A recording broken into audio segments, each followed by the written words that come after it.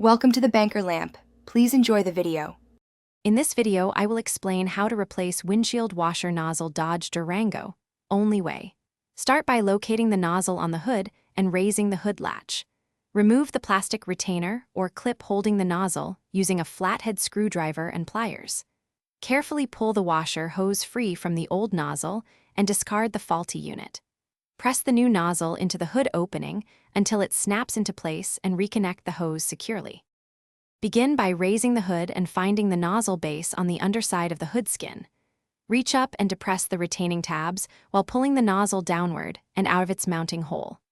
If resistance occurs, use a panel tool to ease the clip free without bending the hood.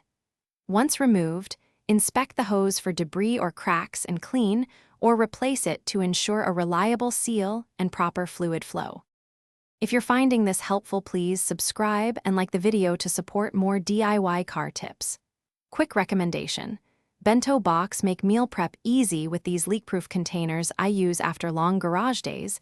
They keep snacks tidy while you work. Check the description for the link and other deals, and consider grabbing a set for post-repair lunches. Thanks for watching. Now let's get back to the video. Insert the new nozzle by feeding the washer hose into its barb and aligning the nozzle in the hood aperture. Press firmly until the retaining tabs lock and the nozzle sits flush with the hood surface. Reconnect the hose and cycle the washer to confirm fluid flow and spray pattern. Adjust the spray aim if needed by gently rotating the nozzle tip.